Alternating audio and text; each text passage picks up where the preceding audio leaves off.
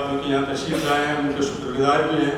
रवि भिलानी जी मराठी के बहुत ही famous journalist हैं, पत्रकार हैं, दूरदर्शन में बहुत सारे चैनल्स और अखबारों से जुड़े रहे हैं और इस वक्त पूरे भारत में जो ईवीएम के खिलाफ जो जन आंदोलन खड़ा हुआ है उसके कन्वीनर हैं रवि भिलानी जी। जरा जोरदार तालियों से स्वागत कीजिए।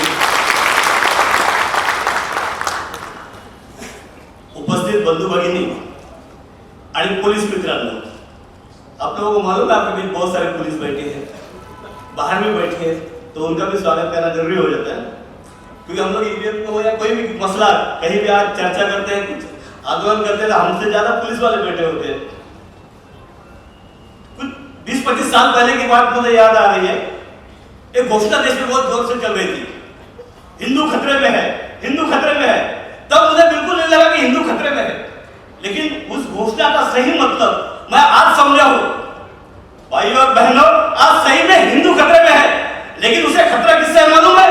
हिंदू का खतरा सिर्फ भाजपा और आरएसएस वालों से है, इसलिए हिंदू खतरे में। आप लोग समझते हैं कि खाली मुसलमान को मारा जा रहा है, सिर्फ दलितों को मारा जा रहा है। भाई साहब, ये बात बिल्कुल गलत है। देखिए, 1200 साल का भी इतिहास आप निकाल के देख लीजिए। यहाँ मुगलों ने राज किया, अंग्रेजों ने राज किया, जो हमारे देश के हिंदू है उन सब लोगों ने राज किया, लेकिन इतने किसी राज में आपने कोई भगवी टोपी वाले किसी साधु को मारते रास्ते में पीटते हुए देखा है? ये इनके राज में हुआ है। स्वामी अग्निवेश को पूरे भरे चौक में मारा, बीजेपी वालों ने मारा। तो हिंदू खतरे में हुआ कि नहीं? सबसे ज्यादा खतरा हिंदू को है। और दुर्दैव की बात है कि ये जो हमारे हिंदू है, और मैं हिंदू कहना भी थोड़ा शब्द भी दूर रखूंगा, जो ओबीसी तबका है हमारा, वो हिंदू खतरे में है, ओबीसी खतरे में है। ओबीसी धोक्यात आहे। ओबीसी आज समजले तर ठीक आहे। तुम्हाला काय वाटतं, तुम्ही तुमच्या घरात बाहेर पोरांना जेव्हा व्हिडिओ दाखवता, एखाद्या मुसलमानाला मारतानाचा, एखाद्या दलिताला मारतानाचा, तेव्हा तुमच्या हिंदूंनो तुम्हाला सांगतोय, तुमच्या घरातल्या आई बहिणीच्या मुलीच्या चेहऱ्यावरचं भीती बघा। तिच्या चेहऱ्यावरची भीती आहे ना, ही आज ना उद्या तुमच्यापर्यंत पोहोचणार आहे, तुमच्या घरात पोहोचणार आहे। त्यामुळे प्रश्न हिंदू मुसलमानांचा किंवा दलितांचा नाहीये, सगळ्यांचा आहे, ख्रिश्चनांचा आहे, दलितांचा आहे, हिंदूंचा आहे आणि पूर्ण देशाचा आहे। सवाल देश का है।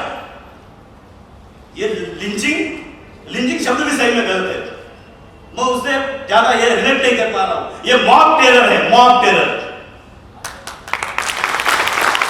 एक मॉब को जमा किया जा रहा है, खड़ा किया जा रहा है और पूरे एक गरीब आदमी को मारा जा रहा है। पूरे देश को भी इसी तरह से मारा जा रहा है। पूरे देश में एक मॉब टेरर फैलाया जा रहा है। तो इससे सामना कैसे करें? हमारे मिलन भाई ने 2-3 बार कहा कि इसके क्या हम क्या इस पर सुझाव दे सकते हैं? पहिली गोष्ट, या देशातला मुसलमान एकटा अजिबात नाही। इस देश के मुसलमान के साथ हर अमेरिकन आदमी खड़ा है। इस देश का संविधान इसके साथ खड़ा है। और कोई ना भी खड़ा हो तो एक बात बता दूं, हाँ, देश तुमका है, ये वतन आपका है, ये जमीन आपकी है, तो फिर आपके साथ खड़ा होने के लिए कोई और की जरूरत क्या है? आप लोग खड़े हो जाए, अपने कॉन्फिडेंस के साथ खड़े हो जाइए। देश में हाल ये हो चुका है, सभी पॉलिटिकल पार्टी और सभी मुसलमान कॉन्फिडेंस खो के जा रहे हैं। आपने ये वीडियो देखा, किसने बनाया? मैंने आखिर में नाम आए थे सब देखे आपने, उसमें बैनर्जी थे, इस टाइप के नाम है सब। देखिए, भाजपा को जो 30-40% वोट मिले हैं, इसका सीधा मतलब है 60-70% लोग देश के उसके खिलाफ है। ये बात आपको मानकर चलनी चाहिए। और अगर हम लोग ये मानते हैं कि ये 30-40% है, तो ये भी बात आप मान लीजिए, बहुत डरपोक लोग हैं, बहुत डरपोक लोग हैं। जमावड़ा जमा करते हैं, मुआवजा जमा करते हैं और एक दूसरे गरीब आदमी को मारते हैं। ये कहां के शुरू सिपाही हुए?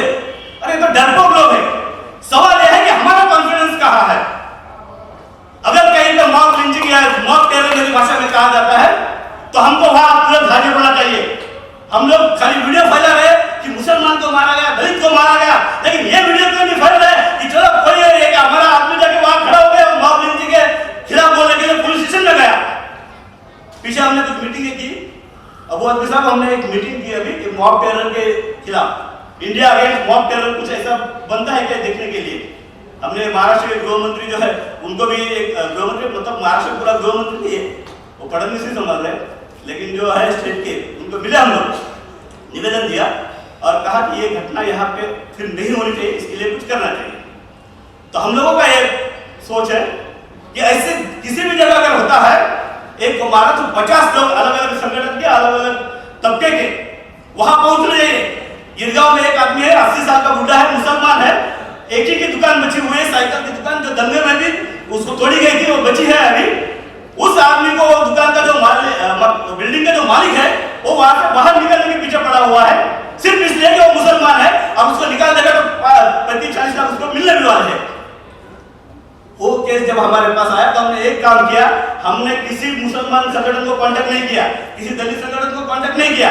हमने सबसे पहले वो बिल्डिंग के आजू बाजू रहने वाले जितने हिंदू थे सबका साइन लिया, और 40 हिंदुओं ने साइन किया कि ये आदमी को यहां से नहीं निकाला जाना चाहिए। जब मैंने कॉल किया तो संभाजी ब्रिगेड के लोग हमारे साथ खड़े होकर बोले ठीक है हम लोग आते हैं तुम्हारे साथ। संभाजी ब्रिगेड शिवाजी महाराज को मानने वाली संगठन है, और हम सब लोग जो इतिहास जानते हुए जानते हैं कि शिवाजी महाराज के साथ सबसे ज्यादा संख्या में जो उनके सेनापति, उनके जो ये थे लड़वैये लोग थे, वो मुस्लिम थे। वो मुस्लिम थे। इतिहास हमको दोहराना चाहिए, बार बार दोहराना चाहिए कि देश हमारा है, इस देश में जो अच्छा कोई न्याय व्यवस्था, राज्य व्यवस्था आई है वो हम लोगों ने लाई है। कॉन्फिडेंस की बात है भाई, सिर्फ कॉन्फिडेंस की बात है। एक कॉन्फिडेंस के साथ अगर हम लोग खड़े हो जाते हैं, जहाँ पे मॉब लिंचिंग होता है, मॉब टेरर होता है, वहां पहुंचते हैं तो ये कुछ बदलने लग सकता है। और सबसे ज्यादा जरूरी इसके लिए मुसलमानों ने खुद का तो कॉन्फिडेंस बढ़ना है, खड़ा होना है, लेकिन मैं तमाम हिंदू लोगों से अपील करूंगा, ओबीसीला सांगेन, अरे ही आज त्यांच्या घरात लागली असलं ती जर तुझ्या घरात पोहोचणार आहे, आज आता उठ, देश वाचवायचा, सगळ्यांना वाचवायचं आहे। धन्यवाद।